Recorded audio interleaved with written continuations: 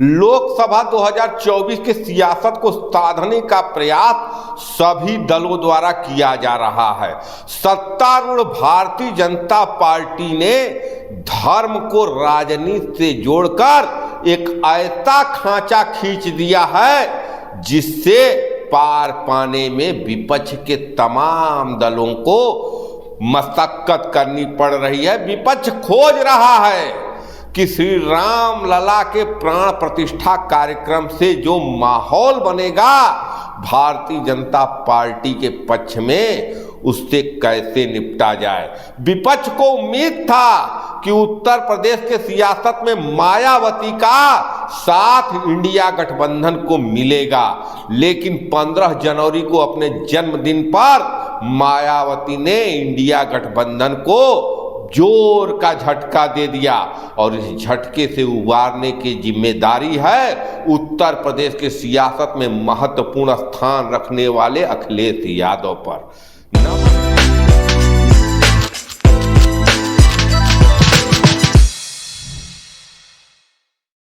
नमस्कार, मैं पंकज कुमार सिंह और आप देख रहे हैं खबरों के खिलाड़ी। खबरों के खिलाड़ी की किस्तों में मैं चर्चा करूंगा मायावती से झटका खाने के बाद अखिलेश यादव इंडिया गठबंधन की गाड़ी को उत्तर प्रदेश की पटरी पर कैसे दौड़ाते हैं। अखिलेश यादव मायावती से अलग हटकर एक पीडीए का फार्मूला निकालते हैं। पीडीए पिछड़े दलित अल्पसंख्यक मान लेते हैं कि मिल जाएगा अखिलेश को अल्पसंख्यकों का साथ। पिछड़े भी यादव उनके साथ हैं, पिछड़ों में कुछ न कुछ सब उनके साथ हैं, लेकिन दलित का फार्मूला अभी भी समझ में नहीं आ रहा है। अखिलेश बेशक जोड़ रहे हैं कि दलित को अपने पीडीए के फार्मूलों के तहत एनडीए का वोटर बनाया जाए, लेकिन क्या उत्तर प्रदेश के दलित मायावती का साथ छोड़कर जाएंगे? और मायावती का साथ छोड़कर जाएंगे तो भारतीय जनता पार्टी में जाएंगे कि इंडिया गठबंधन में जाएंगे, ये बहुत बड़ा सवाल है। वैसे देखा जाए तो भारतीय जनता पार्टी अपने रणनीति के बल पर, अपने चाणक्य नीति के बल पर मायावती के दलित वोटों में सेंध लगा चुकी है। तो क्या अखिलेश यादव के पास मौका है?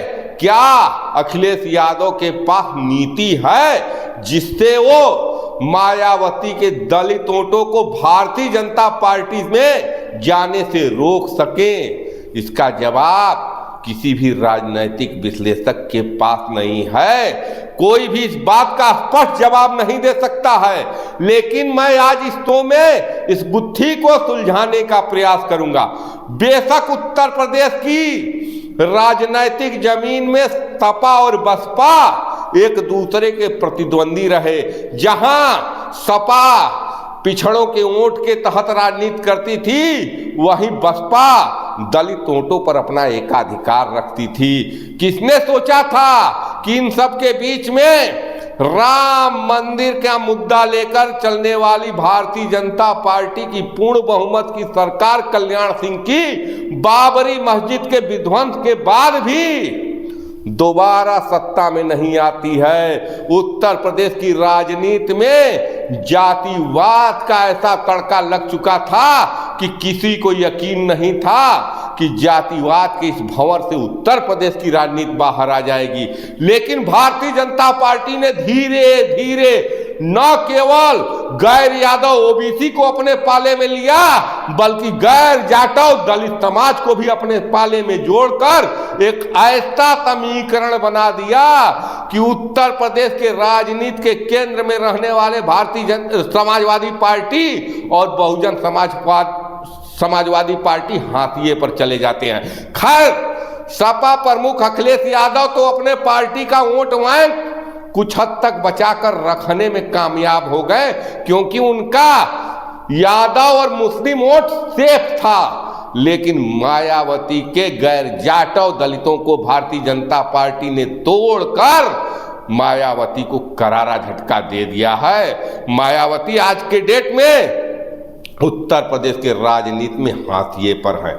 लेकिन अखिलेश यादव जो दलितों को अपने साथ जोड़ने का बात कर रहे हैं, वो क्या होगा, क्या समीकरण है, किस समीकरण पर अखिलेश यादव दलितों को अपने साथ जोड़ेंगे, तो मैं बता रहा हूं, कहीं ना कहीं मायावती, कांतीराम, ये सब बाबा भीमराव अंबेडकर के अनुयायी हैं और कहीं ना कहीं उनका लगाव है भारत के संविधान से और संविधान पर खतरा है। जिस ढंग से भारतीय जनता पार्टी एक एक कर कड़े फैसले लेती जा रही है, अब अगला निशाना कहीं संविधान पर न हो, संविधान में व्यापक बदलाव की तरफ भारतीय जनता पार्टी की राजनीति न चली जाए। एक सवाल ही नहीं है, कहीं न कहीं भारतीय जनता पार्टी के नेताओं द्वारा दिया गया वक्तव्य भी है। तो क्या अखिलेश यादव इस मुद्दे को उठाने को उठाते हैं, लेकिन इतनी गहराई से, इतनी समझ से उठाएं कि उनके पीडीए का दलित इंडिया गठबंधन के साथ आ जाए। बेशक के पहले संभव नहीं था, क्योंकि उत्तर प्रदेश की राजनीति में सपा और बसपा आमने सामने की लड़ाई करते थे, लेकिन अब जबकि बहुजन समाजवादी पार्टी राजनीतिक रूप से हाशिए पर चली गई है, तो दलितों को भी राजनीतिक रूप से एक सेफ स्थान की जगह है। बेशक भारतीय जनता पार्टी राशन, आवास, शौचालय और तमाम योजनाओं के माध्यम से दलितों के वोट पर कब्जा तो जमा ली है, लेकिन कहीं न कहीं अस्थायी बसेरा नहीं दिखता है कि दलित हमेशा के लिए राजपूत की तरह, बनिया की तरह, ब्राह्मण की तरह भाजपा के कोर वोटर बन गए हैं। कहीं न कहीं अखिलेश यादव के पास मौका है।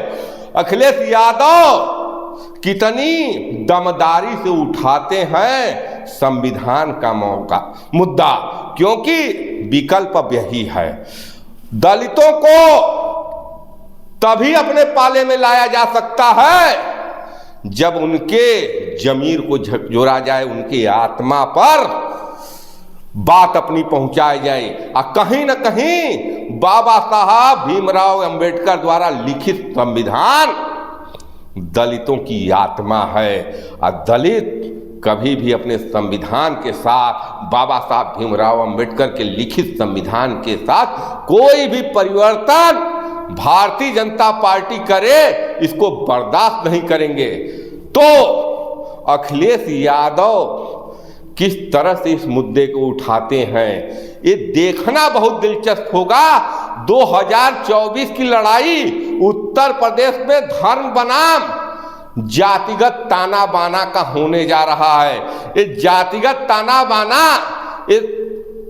वो समीकरण है जिसको अखिलेश यादव पकड़ तो चुके हैं पीडीए, लेकिन पीडीए को धरातल पर लाने के लिए अखिलेश यादव कौन सा चारा फेंकते हैं, कैसे दलितों को अपने पाले में लाते हैं, ये तो निश्चित है कि दलित 2022 विधानसभा के तुलना में ज्यादा संख्या में टूटने जा रहे हैं। कहीं ना कहीं उनके भी मन में है कि मायावती को इंडिया गठबंधन में जाना चाहिए था, लेकिन अब जबकि मायावती फैसला कर चुकी हैं, तो सारा दारोमदार अखिलेश यादव पर है कि वो दलितों की राजनीति को और उभार पर ले जाएं और दलितों को वोट को अपने साथ जोड़कर 2024 में भारतीय जनता पार्टी के राम रथ को रोके, वरना उत्तर प्रदेश में Bharatiya Janata party clean sweep के रास्ते पर आगे बढ़ चुकी है। आप क्या सोचते हैं दलित वोटरों के बारे में? आप क्या सोचते हैं मायावती और अखिलेश के राजनीति के बारे में? इस पर अपने राय, अपने विचार कमेंट कर जरूर दें और देखते रहिए खबरों के खिलाड़ी। जय हिंद, जय भारत, नमस्कार।